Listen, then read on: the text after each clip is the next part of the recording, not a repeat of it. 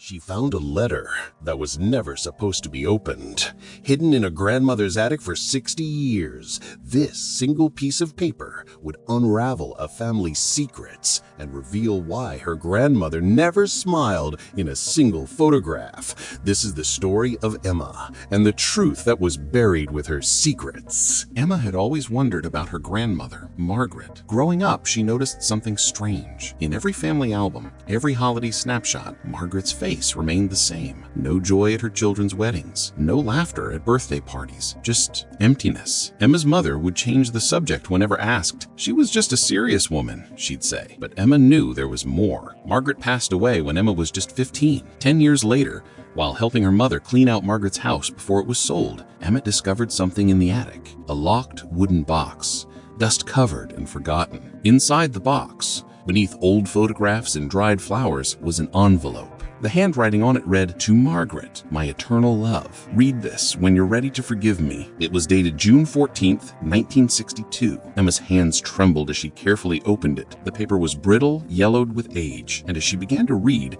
she realized why her grandmother had never smiled, why she'd locked away this letter for 6 decades. The letter was from Thomas, Margaret's first love. They'd met in the summer of 1961, working at the same diner in their small hometown. He was the cook, she was the waitress. According to the letter, they fell in love instantly.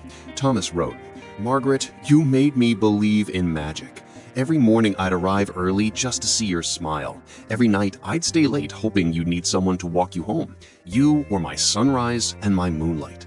But then came the part that made Emma's heart sink. Thomas continued, "And then I made the biggest mistake of my life. I let fear control me.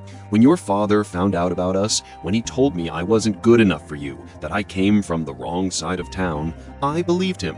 I left without saying goodbye, Margaret. I took the factory job 2 towns over, thinking I was doing the right thing, letting you have a better life with someone worthy. But I was a coward, and I've regretted it every single day for the past year." Emma's eyes filled with tears as she read the final paragraph. "I'm writing this from the hospital. The doctors say I don't have much time. I need you to know that I never stopped loving you. I heard you got married last month. I pray he makes you happy, that he gives you the life I couldn't. If you ever find this letter, please know you were my forever, Margaret.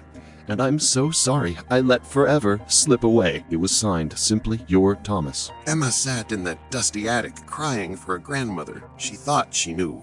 Margaret had received this letter just weeks after her wedding. She'd never opened it, but she'd never thrown it away either.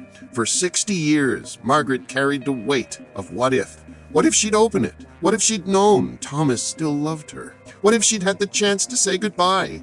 The questions that haunted her every day, reflected in every photograph where she couldn't bring herself to smile. Emma learned that her grandmother had loved her grandfather, had built a good life with him, but a part of her heart had remained in that diner in 1961, waiting for a man who never returned, not knowing he'd loved her until his last breath. Emma called her mother, voice shaking, and read her the letter. There was silence. Then her mother whispered, "Mom made me promise never to look for that box. She said some doors are meant to stay closed, but maybe she was wrong." But here's what Emma didn't know yet, and what would change everything. The next day, driven by curiosity, she Googled Thomas's name, and what she found made her hands shake all over again. Thomas hadn't died in 1962. He'd survived, lived another 50 years, and in 2003, he published a small memoir about his life. Emma found it in an online archive. She downloaded it with trembling fingers and searched for Margaret's name. There, in Chapter 7, she found it. "I wrote Margaret a letter from my hospital bed, confessing everything, but I recovered. I lived, and I never had the courage to find out if she read it. I married someone else, had children, built a life, but Margaret was my greatest love and my greatest regret." He lived his whole life not knowing she'd kept his letter, and she lived her whole life not knowing he'd survived. 2 people separated by silence and fear, loving each other across 6 decades without ever knowing the other felt the same. Emma printed Thomas's memoir chapter and placed it in the wooden box with his letter. She took them to her grandmother's grave and left them there, and for the first time, Emma understood her grandmother's pain and honored her strength. Some love stories don't get happy endings, but they're still worth telling. They're still worth remembering, and sometimes that's enough.